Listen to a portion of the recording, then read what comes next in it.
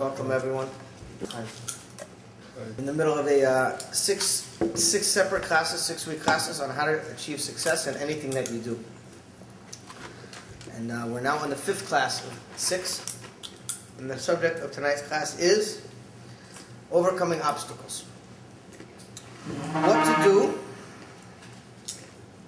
after you set your goal, come up with a plan on how to do things, and it just doesn't work. I'm sure everyone can relate to that experience. You decide in your mind you want to do something, whatever it is, you get excited about it, you start doing it, and then all of a sudden it just like everything goes really wrong. And okay, screw it, maybe I'm not supposed to be doing this. So how do we know that we should be doing it and we should continue? And how do we continue doing something when it seems like it's not working and we keep getting knocked down? So first, start out with a little story. This probably happened about 10, 12 years ago. I was in Miami Beach with a friend of mine, and this guy, Little Mike. Little Mike's a crazy dude. He's from the Bronx. He talks with like a real heavy New York accent, you know? And he's like a little dude. He's like 5'4" or 5'5". And he's not religious at all, but he's like really proud of being Jewish. He's got a giant Jewish star tattooed, the Star of David on his arm. And he's one of these guys who gets like really angry if someone says something bad about Jewish people or anti-Semitism or anything like that. And but like I said, there's no like real connection to. It's not religious in any way. So we're at a club in South Beach, and we were leaving, and we're going to after hours party on Star Island. And I parked. It was like off Washington. It was an alley in the back somewhere. So you know, we're a little bit drunk. It's about 2 or 3 in the morning, and we're walking in my car. And in the alley, we hear like a lot of noise. And we hear like a couple girls like not screaming, but raising their voices and yelling. And like at first we thought people were joking around. It's Miami Beach at 3 o'clock in the morning. There's some strange people out. But the more we heard, it was you could tell someone was upset. Something was wrong. So we go over to see what's going on. And there's these 2 girls who we happened to have met earlier in the club. And they were on spring break from UF. And they happened to be Jewish also, and they were cheerleaders for the Gators football team. And they were very pretty girls. They weren't exactly dressed in the most nice attire, for lack of better ways to explain it. And there's like 5 like pretty big dudes around them. And I'm like, they're just being really rude to them and like saying like really like rude, obnoxious stuff. And the girls like screaming, get away from whatever, so they're laughing, whatever. And one of the guys like goes over and he grabs one of the girls, like, you know, they're just being complete assholes, real obnoxious, drunk loud. And my friend Mike screams out real loud, and what the F are you doing? And we only saw 2 guys, but then they turn around and there was like 5 dudes. And happens. They were definitely on the bigger side of large. They weren't small guys. And they turn around and they're just all standing there, 5 dudes, like real big dudes. And you know, one of them's like, "Oh, you got a problem?" You know, and my friend's like, "Yeah, I got an effing problem. You know, what are you touching these girls for?" So it's, next thing you know, words are being exchanged, and we're like standing there squared off, and like we're like 2. I mean, that was pretty stacked up, but I'm still, you know, not like the biggest guy in the world. And my friend Mike's a pretty buff dude, but he's a little guy, and we're standing there, and these guys are just start talking crap, you know what I mean?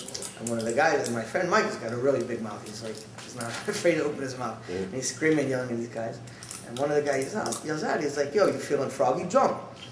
And it's not something you say to Mike, because yeah, that's the line. Mike's a Golden Glove boxer, and these guys obviously had no idea. And he's so fast. I mean, the guy was like 140 pounds, but he's like lightning. It's like all of a sudden he's like, before I could even like lift up my arm or see what's going on, he's like, it's like totally knocked one guy out. He's like working on another guy. Next thing I go, and I start fighting with one guy. And we're just brawling. It's like full brawl going on, you know? Next thing you know, I'm just like blindsided. I get over the side of the head with a beer bottle. Ooh. And I'm like, I fell down, I'm like dizzy, and there's blood in my face, and I'm like, you know that feeling like your equilibrium's all messed up? And you're not really sure like what you're supposed to be doing. You're supposed to go down on the ground and get back up again.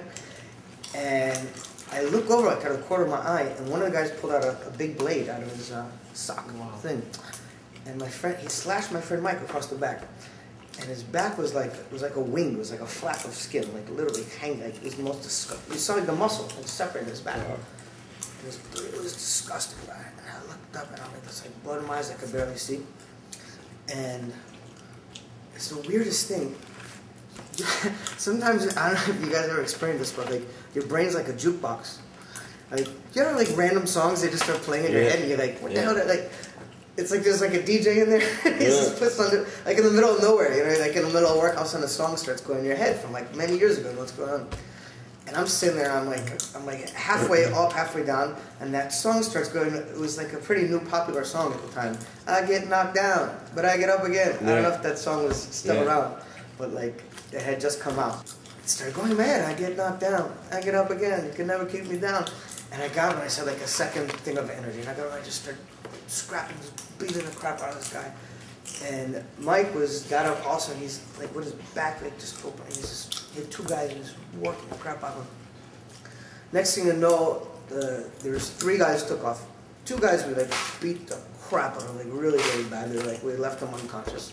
And it was three Schwarzes and two white guys. And there was one black guy and one white guy that we like beat the crap out of. And the other ones took off. They're probably like, you know, what the hell's these guys? These little guys have superpowers or something. And I don't know. It was like one of those things, you know, it's above your cycle. You know, you're just going. And the girls, like afterwards, you know, thanked us. We both went to the hospital. I got away with Hashem pretty easily. I just had a couple stitches here, and I had a concussion, black eye. Mike was pretty messed up. 100-something stitches in his back. Wow. And we wound up staying in touch with the girls like for a while. And the guys who ran away, it's like, you know, thought everything was all right. And the craziest thing happened. Like, one of the guys, like, less than a month later, like, was on a motorcycle and got flattened, like, pancake, like, brains, like, scrambled eggs on the highway. And another guy wound up getting a machla, like, a year later and dying. And the third guy wound up going to prison, got arrested for drugs. Were the three guys that ran away? Yeah, got arrested for drugs. And from what I'm told, he was a first-string catcher in prison, if you know what that means. And he wound up in a loony bin. He wound up losing his mind. Bubba got them, huh? Yeah.